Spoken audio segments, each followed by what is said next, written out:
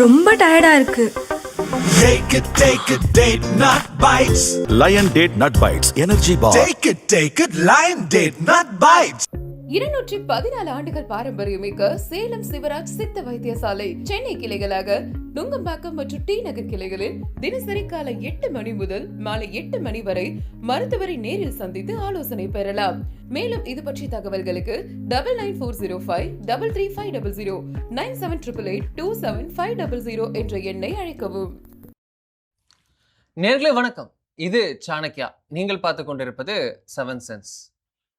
முதற் கடவுள்களில் ஒருவரான முருகப்பெருமான் ஒரு புறம் சர்ச்சையில், அந்த சர்ச்சைக்குள்ளான விஷயங்களில் சிக்கியிருக்க, மறுபக்கத்துல தலையாய பிரச்சனையான தலைக்காவேரியும் பிரச்சனையில் இருக்கிறது. தலை சுற்ற வைக்கும் தலைப்புச் செய்திகள் சுற்றி கொண்டிருக்க, நமக்கெல்லாம் பின்னணி தகவலுடன் நமது ஆசிரியர் இன்றும் இணைந்திருக்கிறார். வணக்கம் சார். முதல் விஷயம், தலையாய பிரச்சனை, தலைக்காவிரியிலேயே பிரச்சனை, முதலுக்கே மோசமா அப்படின்ற மாதிரி பிரச்சனை. மேகதாட்டு ரொம்ப நாளா போய் கொண்டிருக்கிறது. எப்போ காங்கிரஸ் வருதோ அந்த கிராஃப், அந்த போகக்கூடிய பிரச்சனைக்கான கிராஃப் அப்படியே ஸ்கை ராக்கெட் ஆகுன்றது பார்க்குறோம். இப்போ காங்கிரஸ் ஆட்சி ஒரு மாநிலத்தில் இல்லை, 2 மாநிலத்திலையும் இருக்கு. தமிழ்நாட்டில் கூட்டணி அரசு, தாவேகா அரசு, ராகுல் காந்தி அவர்கள் பதவியேற்புக்கு வந்திருக்கக்கூடிய அளவு பூரண ஆசீர்வாதத்துடன் சம்மதத்துடன் எல்லாம் இணைந்திருக்கக்கூடிய அரசாக இருக்க, அங்க கர்நாடகாலையும் இதற்காகவே வாதிட்டவர் முதல்வராகவே ஆகியிருக்கார் அப்படின்றத பார்க்கிறோம். இப்போ திரு அன்புமணி அவர்கள் இந்த தேர்தல் முடிவுகளுக்கு அப்புறம் மேகதாது விஷயத்துல ரொம்ப தீவிரமாக இறங்கியிருக்கிறார். நடைப்பயணம் போய் கொண்டிருக்கிறார். கல்லணை பத்தி ஒவ்வொரு பத்தியும் வீடியோ போட்டுட்டு இருக்கார் அப்படின்றத பார்க்கிறோம். விழிப்புணர்வு கொடுத்துட்டு இருக்கார். இளைஞர்களுக்கு அழைப்பு எடுக்கிறார். அதுல ஒன்று சொல்லியிருக்கார், இந்த மேகதாது உள்ளிட்ட காவிரி விஷயத்துல கர்நாடக அரசு இதே போல இருந்தால் பல வீரப்பன்களை உருவாக்குவோம் அப்படின்னு எச்சரிக்கை விடுத்திருக்கிறார். இப்படி நம்ம ஒரு இதில் கலைஞர் ஒருக்க சொன்னார், இந்த மாதிரி ஒரு நல்ல ஒரு நிலவு இருக்கும்போது அதில் ஒரு கருப்புகள் இருக்குது, கந்திஷ்டி பட்ட மாதிரி இருக்கும் அப்படின்ட்டு. அதில் நம்ம பார்த்துருக்கோம் பல முறை பாட்டாளி மக்கள் கட்சி கன்ஸ்ட்ரக்டிவான பாலிடிக்ஸ் பண்ணுறதுல ரொம்ப பல கட்சிகளுக்கு ஒரு முன்னுதாரணமாக இருக்குங்கிறத நம்ம பதிவு பண்ணியிருக்கிறோம். ஆனால் அதுபோல தான் இது மேகதாது அணை பற்றி வெறும் அரசியலாக சொல்லிட்டு நீங்கள் கவர்மெண்ட் பண்ணுங்க அப்படிங்கிற மாதிரி இல்லாமல் 360 டிகிரி ரொம்ப கன்ஸ்ட்ரக்டிவான பாலிடிக்ஸை திரு அன்புமணி பண்ணுறார். தமிழக முதலமைச்சருடைய செயல்பாடு தப்பு அப்படின்னு சொல்லியிருக்கிறாரு. திமுக விரிச்ச வலையில் அவர் விழுந்துட்டாருன்னு சொல்லியிருக்காரு. இவர்கிட்ட ஆலோசகராக இருந்த ஜான் ஆரோக்கியசாமி தான் இப்போ முதலமைச்சர் இருக்கார். ஆனாலுமே கூட இது தப்புன்னா தப்பு அப்படின்னு ரொம்ப தெளிவாக ஆழமாக பதிவு பண்ணி அது எவ்வளோ பெரிய கான்சிக்வன்சஸ் ஏற்படுத்தும் அப்படிங்கிறத முதலமைச்சருக்கு அது புரிய வைக்க ட்ரை பண்ணுறார். ப்ளஸ் அந்த பக்கம் மேல் மட்டத்தில் மட்டும் பேசுவோங்கிற மாதிரி இல்லாமல் கீழ் மட்டத்தில் மக்களுக்கு அதை புரியணும். ஏதோ வந்தாச்சு, தண்ணி வரல, காவேரியில் வரலன்னா நமக்கு இந்த மட்டும் ஆண்டவன் கொடுத்தது இவ்வளோதான் அப்படின்னு நம்ம மக்கள் ஒரு அமைதியாக இருக்கக்கூடிய நிலைமை உண்டு. இல்லை இது கர்நாடகா கொடுக்கல, ஆண்டவன் கொடுத்துருக்குன்னா ஆண்டவன் கொடுத்தது கர்நாடகா ஆட்டையை போடுது, நமக்கு கொடுக்காம தடுக்குது அப்படிங்கிற ஒரு விழிப்புணர்ச்சி ஏற்படுத்துறதுக்கான ஒரு முயற்சி ரொம்ப முக்கியமானது. அதனால் கட்டாயம் தேவை. அப்படி சொல்லும்போது இந்த பகுதியில் டெல்டா பகுதி மக்களுக்காக நீ பேசும்போது படக்குன்னு ஒரு வார்த்தை நீங்கள் குறிப்பிட்ட போல் கல்லணையை பற்றிலாம் கிராண்ட் அணைக்கட்டு அப்படின்னு வெள்ளக்காரனே போற்றிய ஒரு அணைக்கட்டு 2000 ஆண்டுகளுக்கு முன்னாடி இருந்து இன்னைக்கு வரைக்கும் செயலில் இருக்கக்கூடிய ஒரு அணைக்கட்டு. அது அவன் கொடுத்த பேர் கிராண்ட் அணைக்கட்டுன்னு. அது இவ்வளோ பிரம்மாண்டமாக ஒரு அணைக்கட்டான வெள்ளக்காரன் ஏற்கனவே ஆதித்த கரிகால் பெருவளத்தானுடைய காலத்தில் போடப்பட்டது.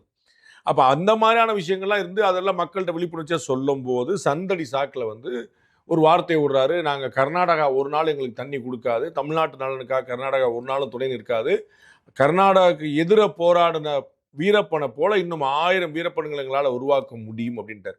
இது ரொம்ப ஒரு ஆபத்தான வார்த்தை. ரொம்ப அது டங் ஸ்லிப்பில் சொல்லிட்டாருன்னு நான் வழக்கம் போல் நம்ம ஒரு ஆறுதல் அடைவோம்ல, அப்படி நான் ஒரு ஆறுதல் அடைய அப்படின்னு ஒரு ஆறுதல் அடைய முயற்சி பண்ணேன். ஆனால் அது அப்படி இல்லை. ஏன்னா அது திரும்ப எங்களால் அப்படி உருவாக்க முடியும், எங்கள்கிட்ட இருக்கிறாங்க அப்படிங்கிற மாதிரி சொன்னது ரொம்ப வருத்தத்துக்குரிய விஷயம்.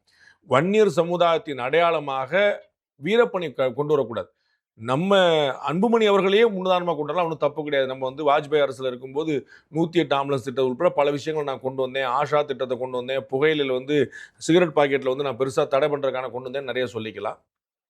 அல்லது மருத்துவர் ஐயாவை சொல்லிக்கலாம். தமிழ் குடி தாங்கிங்கிற பேரை வாங்கினார். பட்டியலினத்தவர்களுக்கும் அந்த பகுதியிலே போக முடியாதுன்னு சொல்லுமா அந்த சாலை வழியாக பட்டியலினத்தவருடைய பாடியை தூக்கி சுமந்து போனவர் அப்படிங்கிறனால இன்னைக்கு தாவேக்காவுக்கு அரசியல் ஆசான் வழிகாட்டி யாரெல்லாம் இருக்கு அவங்க எல்லாத்தையுமே சிலை வச்சு தன்னுடைய தைலாபுரம் தோட்டத்தில் அரசியல் பயிற்சி அறை நடத்திக்கிட்டு இருக்கிறாரு. கிராமம் கிராமமாக நடந்து போய் லேந்தர் கூட போய் அரசியல் விழிப்புணர்ச்சி கொடுத்தவர் ஐயா. அவரை நீங்கள் குறிப்பிடலாம்.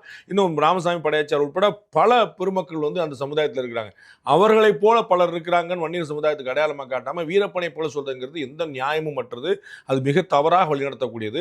வீரப்பன் ஏதோ கர்நாடகாவுக்கு எதிராக இருந்தார் போல ஒரு தவறான பிம்பத்தை கட்டமைக்க முயற்சி பண்ணக்கூடாது. அவர் வந்து அரசமைப்புக்கு எதிராக இருந்தார், தமிழ்நாட்டுக்கு எதிராக இருந்தார், கேரளாவுக்கு எதிராக இருந்தார், கர்நாடகாவுக்கும் எதிராக இருந்தார்.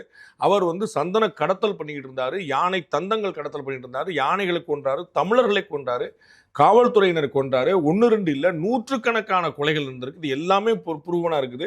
அப்போ அந்த மாதிரியான ஒரு நபரை கொண்டு இந்த மாதிரி முன்னுதாரணங்களை கொண்டு வைக்கிறது அதர் சைடு ஆஃப் த ஸ்டோரின்ட்டு அதிரடிப்படையுடைய கொடுமையை நீங்கள் ஏதாவது குறிப்பிடலாம், மறுக்கலாம், அது இருக்கலாம்.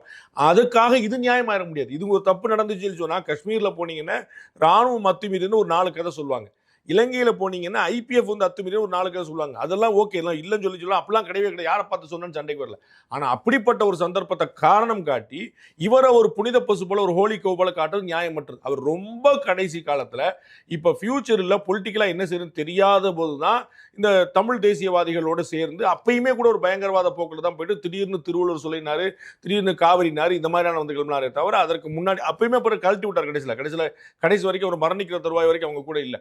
ஸோ இது போன்ற நபர்களை வந்து ஒரு ஒரு பெரிய ஒரு பெரும் சமுதாயமாக தமிழ்நாட்டில் இருக்கக்கூடிய 3-4 பெரும் சமுதாயத்தில் ஒரு முக்கியமான சமுதாயமாக இருக்கக்கூடிய வன்னியர் சமுதாயத்துக்கான ஒரு தவறான வழிகாட்டியாக மாறிடக்கூடாது. அது வந்து ரொம்ப தவறான உதாரணம், வருந்தத்தக்க விஷயம் நினைக்கிறேன். இந்த விஷயத்துல கர்நாடக அரசு வந்து அரசியலுக்காக, குறிப்பா டி.கே. சிவகுமார் தேர்தலில் கர்நாடக தேர்தலில் வெல்றதுக்காக அவர் இந்த விஷயத்த பண்ணிருக்காரு. எங்களுக்கு 40 MP கொடுத்துருந்தா நாங்க இதெல்லாம் நிறுத்தியிருப்போம் எப்பயும். இங்க இருக்கிற அரசு வந்து டெல்லியில அங்க வந்து கர்நாடக அரசு அங்க அதுக்கான நகர்வுகளை மேற்கொண்டிருக்காங்க. இங்க தமிழ்நாடு அரசு வந்து இந்த இதுல இறங்கி ஹார்ஸ் ட்ரேடிங் பண்ணிட்டு இருக்காங்க அப்படின்னு விமர்சிச்சிருக்காரு. ரொம்ப முக்கியமான பிரச்சனை என்னன்னா, தமிழ்நாட்டு அரசியல்வாதிகளுக்கு இது பற்றி பெரிய புரிதல் இல்லை. நமக்கு வந்து காவிரி ஆணையம் வந்து உச்சநீதிமன்றம் ஒரு இறுதி தீர்ப்பு வழங்கி நமக்கு இத்தனை டிஎம்சி கொடுக்கணும்னு சொல்லி சொன்னபோது தீர்ப்பு வந்த உடனே பெரும் மகிழ்ச்சியோட கொண்டாடினாரு அப்போதைய முதலமைச்சராக இருந்த கலைஞர்.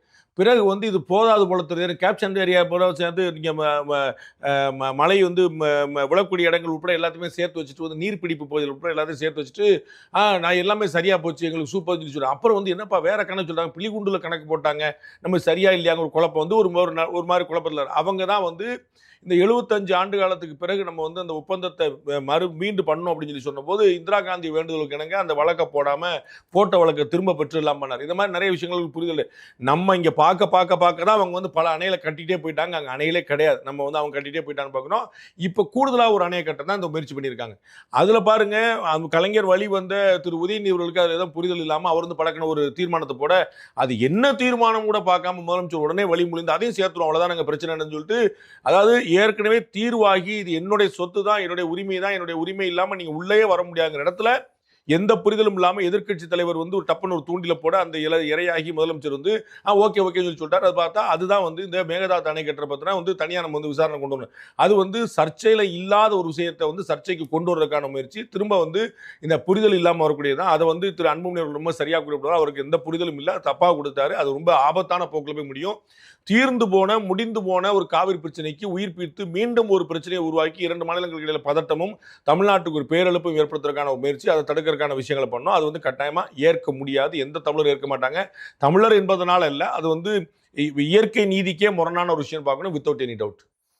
எஸ் சார், இது ஒரு முக்கிய விஷயமாக வந்து கொண்டிருக்க. மறுபக்கத்துல முருகப்பெருமான் சர்ச்சைக்குள் அவர் வந்து அவருடைய பெயர் சுற்றி வருகிறதுன்றதை பார்க்கிறோம். திருப்பரங்குன்றம்னா சர்ச்சை நாடுறாங்க, முருகன்னாலே ஒரு கான்ட்ரவர்சி ஆக்கி விட்டுறாங்க. எல்லா இடத்துலயும் சர்ச்சை வந்து நிற்கிறது அப்படின்றத பார்க்கிறோம். இங்க வந்து என்ன அப்படின்னா, திரு ஜூனியர் என்டிஆர் நடிகர், தெலுங்கு பிரபல நடிகர், அவர் வந்து ஒரு புதிய படத்துல நடிக்கிறார். நாகவம்சி அவரோட சேர்ந்து திரிவிக்ரம் அப்படின்ற படத்தை வந்து எடுக்கிறார். அந்த இதுல பார்த்தோம்னா ஒரு போஸ்டர் வருது. நாகவம்சின்றவர் ட்வீட் போடுறாரு, born in north, forged in the heartland, worshipped in the south அப்படின்னு சொல்லிட்டு முருகப்பெருமான் வடக்கில் பிறந்து நாட்டின் மத்திய பகுதிகளில் வந்து இருந்து பின்னர் வந்து தென் மாநிலங்களில் வந்து அவர் வழிபடப்படுகிறார் அப்படின்னு சொல்லிட்டு.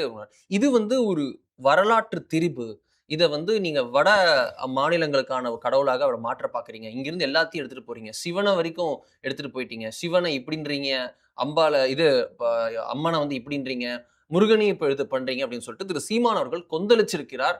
அது இந்த இடத்துல திருப்பி ஒரு டிபேட் வந்து நிற்கிறது, அந்த முருகன் சுப்பிரமணியன் கந்தன், ஸ்கந்தர், இது போன்ற விஷயங்கள், கார்த்திகேயன், இது போன்ற பெயர்கள்லாம் அடிபட்டு முருகன் யாருக்கு? தமிழ் கடவுள் முருகன் அப்படின்னா நார்த்ல இந்த பிராக்டிஸே இல்லையா? தமிழுக்கு மட்டும் எக்ஸ்க்ளூசிவா? பிறந்தது எங்க? இது எங்க? மொழி என்ன? இது மாதிரி பல விஷயங்கள் வந்து கொண்டிருக்கு. நம்ம வந்து முருகன் யாருக்கு சொந்தம் அப்படின்னா வழிபடக்கூடிய அத்தனை கோடி மக்களுக்கும் சொந்தம். ஒட்டுமொத்த உலகத்தின் மக்கள் தொகை 800 கோடி அப்படின்னு வச்சுக்கிட்டீங்க, இந்தியாவில் 140 கோடி, தமிழ்நாட்டில் 8 கோடின்னு வச்சுக்கிட்டிங்கன்னா, முருகனை யார் யாரெல்லாம் வழிபட ரெடியாக இருக்கிறார்களோ, ஜோசப் விஜய் தமிழக முதலமைச்சர் திருச்செந்தூரில் போய் முருகனை கும்பிட்டாருன்னா அவருக்கும் சொந்தம். நீங்கள் ஜோசப் விஜயாச்சே உங்களுக்கு எப்படி சொந்தம்னு கேட்க முடியாது. அவர் வந்து மதத்தால ஹிந்து இல்லைன்னு அவர் அடையாளப்படுத்துகிறார். நான் வந்து ஜோசப் அப்படின்னு சொல்றாரு. ஆனா முருகனை ஏற்றுக்கொண்டு விட்டாருங்கும் போது அங்க ரெண்டாவது கேள்வியே கிடையாது. அப்ப நீங்க அவருக்கு எப்படி சொந்தம் இல்லைங்க? இப்ப தமிழருக்கு மட்டும்தான் இயேசுதாஸ் வந்து சபரிமலையில. ஆமா, அப்ப வந்து தமிழருக்கு மட்டும்தான் சொந்தம், இந்துக்களுக்கு மட்டும்தான் சொந்தம்னா ஜோசப் விஜய் எப்படி போவார்னு கேட்க முடியல. தமிழருக்கு மட்டும்தான் சொந்தம்னா நேற்று நம்ம வந்து ஒரு சர்ச்சையை பேசணும், திரு அண்ணாமலை அவர்கள் பேசும்போது அப்ப வந்து இந்த இடத்துல வந்து முஸ்லீம்களுக்கு கிறிஸ்தவர்கள் என்ன செய்வாங்க அப்படிங்கிறது. அப்ப நமக்கு தெளிவு என்ன, யாருக்கு சொந்தம்ங்கிற கேள்விக்கான பதில் யார் யாரெல்லாம் வழிபடுகிறார்களோ ஏற்றுக்கொள்கிறார்களோ முருகனை தெய்வமா ஏற்றுக்கொள்ள அவர் அத்தனை பேருக்கு சொந்தம். இது ஒண்ணு. எங்க பிறந்தாருங்கிறது ரெண்டாவது கேள்வி. இது வந்து ரெண்டையும் கன்ஃபியூஸ் பண்ணிக்கூடாது. ஏற்கனவே நேற்று பார்த்தா அந்த எண்ணெயும் தண்ணியும் வந்து லிட்டரில் அளக்கலாங்கனால 2 ஒண்ணுன்னு பார்த்து இதுவும் லிட்டரில் தான் நடக்கிற அந்த குழப்பம் தான். அப்போ வந்து முருகன் யாருக்கு சொந்தம்? எல்லோருக்கும் சொந்தம். அதில் ஒன்றும் குழப்பமே இல்லை. திருவள்ளூர் யாருக்கு சொந்தம்? எல்லோருக்கும் சொந்தம். திருவள்ளூர் யார் அப்படிங்கிற கேள்வி அந்த வித்தியாசம் இருக்கு. அது வேற விஷயம். யாருக்கு எல்லாருமே கொண்டாடிக்க, அதில் ஒன்றும் பிரச்சனையே கிடையாது. அப்போ முருகன் யார் அப்படின்னா வித்தவுட் என்ற தமிழ் கடவுள், அதில் எந்த சந்தேகமும் இல்லை. ஆனால் தமிழ் பேசினார், தமிழ் கடவுள், இந்த குழப்பம் இல்லை. இந்த தமிழ் திருவல்லிக்கேணி தாண்டி, திருவள்ளூர் தாண்டி, கும்மிடிப்பூண்டி தாண்டி இல்லைன்னு நினைக்கிறதா அறியாம. முதல் விஷயம். முதல்ல இந்த தமிழ் வந்து கும்மிடிப்பூண்டி தாண்டி போகவே இல்லை. இங்கேதான் நீ குமரி முனைக்கும் திருவள்ளூருக்கு நடுவில் இருக்கிறதா தமிழ் நினைக்கிறதா முதல்ல உள்ள அறியாம. அம்பேத்கர் இதை மறுத்து சொல்றார். தமிழர்களுடைய பூர்வீகம், தமிழருடைய ரூட் பார்த்தீங்கன்னா அவர்கள் தான் நாகர்கள். அவர்கள் வந்து இந்தியா முழுக்க இருந்திருக்கிறார்கள். அப்ப அதை சொல்லி தான் அவர் வந்து ஆரிய திராவிடங்கிற தியரியை தப்புன்றார். நாகர்களா இருக்கக்கூடிய தமிழர்கள் வந்து நாக வழிபாடு நம்ம பார்க்குறோம், எல்லா கோயிலையும் பார்க்குறோம். அப்போ வந்து இவங்க வந்து முன்னாடி அந்த இடத்துல இருந்திருக்கிறாங்க. ஐ மீன் அந்த இடம்னா நாக வழிபாட்டில் இதே இடம் தான் எல்லா இடமே. இவர்கள் தான் இந்தியா முழுக்க விரவி கிடந்தார்கள். அதாவது பீகார்லையும் சத்தீஸ்கர்லையும் ஜார்க்கண்ட்லையும் இருந்தவன் தமிழன்றார். உங்களுக்கு புரியுங்களா? அங்கிருந்து நீங்க வந்தவங்க சொல்ல இந்தியா முழுக்க நாகர்கள் இருந்தார்கள். அதாவது தமிழர்களின் மூதாதையர்களான நாகர்கள் அப்படின்னு சொல்லி சொல்றாரு. அப்ப நம்ம அதுலதான் அது வந்து அவர் காலி பண்றாரு, இந்த ஆரியன் இன்வேஷன்ங்கிறதே தப்பு அப்படின்னு சொல்லிட்டு. அப்ப தமிழ் வந்து இங்க திருவள்ளூர் தாண்டி யாருக்குமே தெரியாதுன்னு நினைக்கிறது முதல்ல வந்து அறியாமை. அகத்தியர் தமிழ் முனி, எந்த குழப்பம் இல்லை. அவருக்கு சான்ஸ்கிரிட் தெரியாதுன்னு யாராவது சொல்லிட்டாங்கன்னா சாரி தான் சொல்லணும். தமிழுக்கு அவர் எவ்வளவு பண்ணியிருக்காருன்னு நாடறிய இன்னும் வந்து குழப்பம் இல்லை. மருத்துவத்துக்கு எவ்வளவு பண்ணியிருக்காரு, சித்த மருத்துவத்துக்கு எவ்வளவு பண்ணியிருக்காருன்னு தெரியும். அப்ப வந்து அவர்கள் வடமொழியிலையும் தமிழ்லையும் பயங்கர மாஸ்டரா இருந்திருக்கிறாங்க. அதை முதல்ல நம்ம புரிஞ்சுக்கணும். கால்டுவெல் வந்து பிரிட்டன்ல பிறந்து தமிழ்நாட்டில் தமிழுக்கு வந்து இலக்கணம் எழுதுறார். அந்த இலக்கணத்தையும் கம்பேரிட்டிவான இலக்கணம் எழுதுறார், ஒப்பிலக்கணம் எழுதுறார். அப்போ வந்து திராவிட மொழிகளில் ஒப்பிலக்கணம் எழுதுறது சுத்தி 5-6 மொழிகள் எடுத்து பண்றார். அப்ப அவருக்கு தமிழ் தெரிஞ்சிருக்கு அப்படிங்கிறனால அவர் யார் அப்படிங்கிற கேள்வி. அப்ப தமிழர்னு ஏத்துக்கிடுவீங்களா அப்படி கேள்வி. அப்ப வந்து பிறப்புங்கிறது வேற, அவர் யார் அப்படிங்கிறது வேற. அன்னைக்கு எல்லா படித்தவர்களுக்கும் இந்த 2 மொழி தெரிஞ்சிருச்சு. பேச்சு மொழி தமிழாகவும் அவர்கள் வந்து இந்த எழுதுற மொழி வந்து வடமொழியாகவும் இருந்திருக்கு. இது எல்லா காலத்தையும் ஏற்கப்பட்டது. முருகர் எங்க பிறந்தார் அப்படிங்கிற அந்த கேள்விக்கு அது ரிசர்ச் படி தான் நம்ம ஏற்கனவே சொன்ன வேற ஒரு இடத்துல சொல்லணும். நம்ம வந்து முந்தானத்தை சொல்லும் போது ரிசர்ச்ல வந்து எல்லாத்தையுமே டிபேட் பண்ணணும், எல்லாத்தையுமே டிஸ்பியூட் பண்ணணும். அதுல எந்த குழப்பம் இல்லை. இதுல என்ன சொல்லியிருக்காரு அந்த படத்துல, பார்ன் இன் நார்த் அப்படின்னு, வடக்கே பிறந்தவர் யாரு? முருகன். வடக்கே பிறந்தவர் உண்மையா அப்படிங்கிற கேள்வி எடுத்தோன்னே அவர் விட்டுருங்க, அவர் நாகவம்சி, அவர் தமிழ்நாட்டுக்காரர் கிடையாது, எங்கேயோ இருக்கிறார், அவர் சொல்றாரு முடிஞ்சு வச்சு. அப்ப அவர் சொல்ல விட்டுருங்க. தமிழ்நாட்டில் ஒரு ஆகச்சிறந்த வரலாற்று ஆய்வாளர்கள் இருக்கக்கூடிய திரு TS கிருஷ்ணன் அப்படிங்கிறது, இந்த பேரை மட்டும் நீங்க போட்டு பார்த்தீங்கன்னா நீங்க இப்போ இதுல ட்விட்டர்ல இப்பயே பார்த்துடலாம். நீங்க TS கிருஷ்ணன் அப்படின்னு சொல்லி பார்த்தீங்கன்னா உங்களுக்கு தெரியும். அவர் வந்து அந்த TS கிருஷ்ணன்கிறவர் ஒரு பேரை தமிழுடைய பழைய பிராமி எழுத்துல எழுதியிருப்பார் முதல்ல. அதை யாரா படிச்சிட்டாங்கன்னு பெரிய ஆச்சரியம். அது தமிழ், உங்களுக்கு புரியுங்களா? ஆனா அது தமிழ், இன்னைக்கு இருக்கிற தமிழ்ல, அது ஆதி காலத்து தமிழ். அப்ப அது தமிழ் சைனீஸ் லெட்டர் மாதிரி இருக்கும். நீங்க பாத்தீங்கன்னா சைனீஸ் லெட்டர் மாதிரி இருக்கும் ஆக்சுவலா. ஆனா அது தமிழ். அப்ப நமக்கு வந்து இதை தமிழ்னு சொன்னா நீங்க யாரை ஏமாத்த பாக்க அப்படின்னு சொல்லக்கூடாது. அது ஆதி காலத்து தமிழ் அப்படிங்கிற புரிஞ்சுக்கணும். அந்த கிருஷ்ணன்கிற பேர். அவர் வந்து ஒரு பெரிய ஆய்வாளர். ஆதாரபூர்வமா 1000 விஷயங்களை சொல்றாரு. ரொம்ப சாதாரணமான விஷயம், ரொம்ப பெருசா நீங்க 100 இருக்கிறாரு நம்ம பாக்குறோம். நாம சாணக்கியால இருந்து ஒரு ரிசர்ச் ஒன்று பண்ணியிருக்கிறோம். நம்ம வந்து அது ரொம்ப சீக்கிரமே பை காட்ஸ் கிரேஸ் நம்ம வந்து முருகனுடைய அருளால அனிவர்சரியில கூட நம்ம ட்ரெய்லர் போட்டா நம்ம வந்து ஒரு அன்னைக்கு வந்து ட்ரெய்லர் போட்டா ஒரு 4 படங்கள் வந்து முழுசா முடிஞ்சிருச்சு.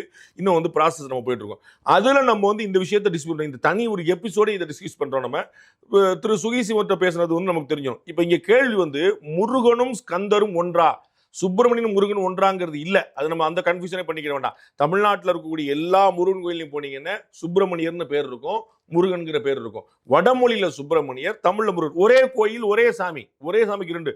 முந்தானத்தை நான் ஒரு 3 நாள் முன்னாடி வந்து திருநெடுங்கலம் அப்படின்னு ஒரு கோயில், சிவன் கோயிலுக்கு போயிருந்தேன், திருச்சி தஞ்சாவூர் போகிற வழியில. திருநெடுங்கலம்னு தமிழ்ல அந்த சுவாமிக்கு அழகா திருநெடுங்கலநாதர் அப்படின்னு பேர். அம்பாளுக்கு வந்து ஒப்பிலா நாயகி அப்படின்னு பேர். வடமொழியில அதே அம்பாளுக்கு வந்து மங்களாம்பிகா அப்படின்னு பேர். அதே சுவாமிக்கு வந்து சுந்தரேஸ்வரர்னு பேர். உங்களுக்கு புரியுங்களா? சுந்தரேஸ்வரர் வடமொழியில, தமிழ்ல வந்து நெடுங்கலநாதர்னு பேர். மங்களாம்பிகா சான்ஸ்கிரிட்ல ஒப்பிலா நாயகி அப்படின்னு தமிழ்ல. ஒரே அம்மன் தான், ஒரே சுவாமி தான். இது நம்மகிட்ட காலகாலமா இருந்திருக்கு. இன்னைக்கு நீங்க போய் பாத்துங்க, நீங்க வந்து தமிழ்நாடு முழுக்க நீங்க எடுத்து பாத்துங்க.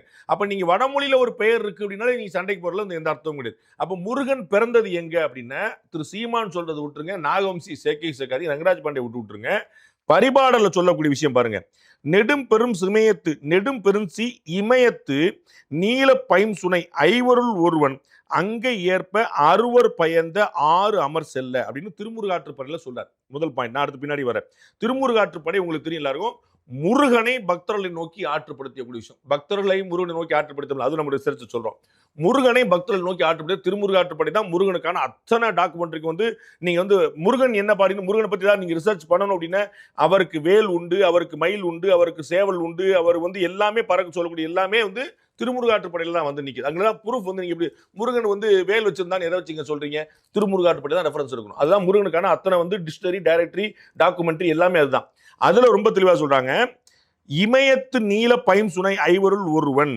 ரொம்ப தெளிவா, இமயமலையில் உள்ள சுனையில் 5 பூதங்கள்ல ஒன்றான அக்னி, அது ஏந்தி, அந்த அக்னி ஏந்தி 6 கார்த்திகை பெண்கள்ல ஒருத்தரால் பெறப்பட்டவர் அப்படின்னு ரொம்ப தெளிவா சொல்றாங்க. அப்ப வந்து இமயத்துல இருக்கக்கூடிய சுனையில கார்த்திகை பெண்களால உருவாக்கப்பட்டவர்னு நாகவம்சி சொல்ல, திருமுருகாற்றுப்படை சொல்லுது.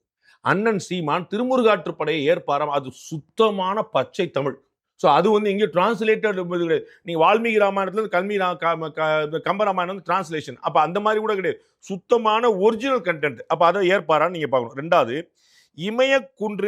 இமய குன்றினில் சிறந்து நின் ஈன்ற நிறை இதழ் தாமரை அப்படின்னு பரிபாடல் சொல்லுது. என்னன்னா, இமயத்திலேயே சிறந்தது ஒன்ன பெத்த தாமரைப்பூ தான். தாமரைப்பூல நீ மலர்ந்த அந்த தாமரைப்பூல எதிராக சேர்ந்ததுன்னா, தாமரைப்பூவே சேர்ந்தது ஒன்ன பெத்துச்சு பாத்தியா, அந்த தாமரைப்பூ தான் சேர்ந்துச்சு. அந்த தாமரைப்பூ ஒண்ணு எங்க பெத்துச்சு?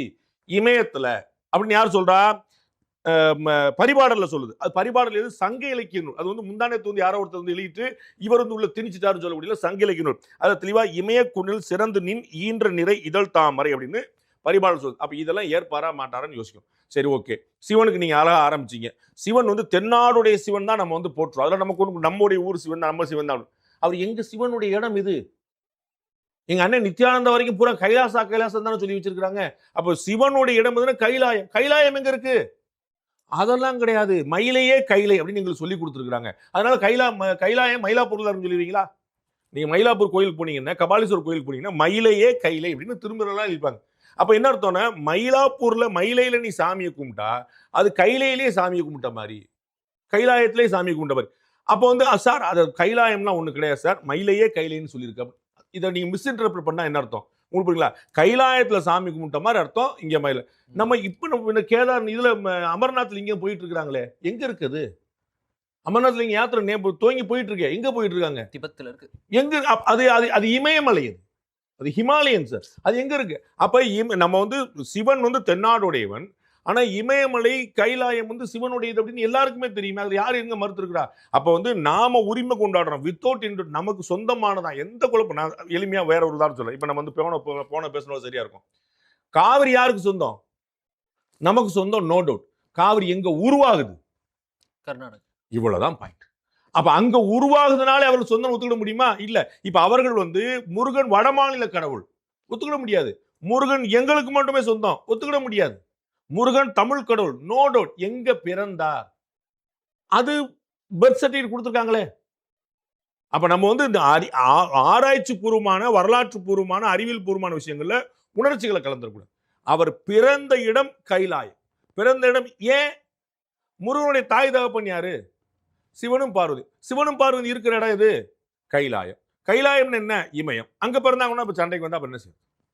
இந்த இதுல இன்னொரு பாயிண்ட் சொல்லப்படுகிறது. இந்த முருகராகட்டும், ஒவ்வொரு இதாகட்டும், அது எல்லாத்தையும் வந்து கடவுள் அப்படின்ற அந்த அந்த புனிதத்தன்மையில இருந்து மூதாதையர் அப்படின்ற அந்த கடவுளுக்கான அந்த விஷயத்தை கொண்டு வராங்க அப்படின்னு. நல்லதுதானே, ரொம்ப சரி. என்னுடைய முப்பாட்டன் அண்ணன் சீமான் சொல்றது 100% சரி. நான் சொல்லுவேன், நீங்க சொல்லணும். இல்ல அதுல என்ன சொன்னோம், என்னுடைய முப்பாட்டன் என்னுடைய மூதாதையர். ஆமாங்க, என்ன குழப்பம்? ராஜராஜ சோழன் எங்களுடைய மூதாதையர் ராமன் சொல்றான். ராஜேந்திர சோழன் இக்ஷ்வாகு குலத்திலிருந்து நாங்க வந்தவன் சொல்றான். உங்களுக்கு யாரு? ராமன். ராமன் அப்ப மனுஷனாருக்கு போய் தானே எங்க குலம்ன்றான், எங்க முன்னோர்ன்றான்.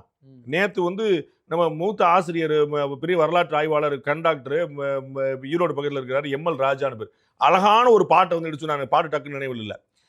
ராஜேந்திர சோழனுடைய காலத்துல கல்வெட்டு, எங்க முப்பாட்ட ராம, இதே வருது, எங்க முப்பாட்ட ராம இலங்கைக்கு கல்லால் அணை கட்டினான். ராஜேந்திர சோழன் காலத்தில் எழுதுறாங்க, எங்க அப்பன் ராஜராஜன் இலங்கைக்கு கப்பலால் அணை கட்டினான். கப்பலை நான் நிப்பாட்டின வரிசையா நெட்டுக்கு இங்கேருந்து இலங்கை வரைக்கும் வெறும் கப்பல் தான், வரிசையா கப்பலா நிப்பாட்டினோம்டான்னு. ஏன் ராமனை கொண்டு வரும்? எங்க அப்பா வந்து ராஜராஜன் வந்து இலங்கைக்கு கப்பல் விட்டான், முடிஞ்சு வச்சா கதை, போய் தூக்கிட்டு வந்தாங்க, இலங்கையை வென்றான். ராவணன் வந்து ராவணனை ராமன் வென்றதை குறிப்பிடுறார். நாங்களும் இலங்கையை வென்றோம், அவர் இலங்கையை வென்றாரு, நாங்களும் இலங்கையை வென்றோம். அப்ப நீங்க அந்த கதையை சொல்லிட்டு போறீங்க, எதுக்கு ராமனை கொண்டு வரீங்க? நாங்க இலங்கையை வென்ற மட்டும் சொல்ல வேண்டியதானே? இக்ஷ்வாகு குலத்தை சேர்ந்தான்னு சொல்லி சொல்றாரு. சொன்னது யாரு? ராஜராஜன், ராஜேந்திரன். நீங்க அப்புறம் நீங்க அவங்கள நீங்க எழுதணும். நம்முடைய முப்பாட்டன் அவங்கள ஏற்க மாட்டோமா? அப்ப மனிதர்களாக இருந்தார்கள், அதுதானே உதாரணம், அதான ஆதாரம். நீங்க வந்து அவதாரம்னு சொல்லும் போது கடவுள் மனித தெய்வ மனுஷ ரூபேன அப்படின்றாங்க. மனிதனுடைய உருவம் எடுத்து வந்து, அதனால அவதாரம்.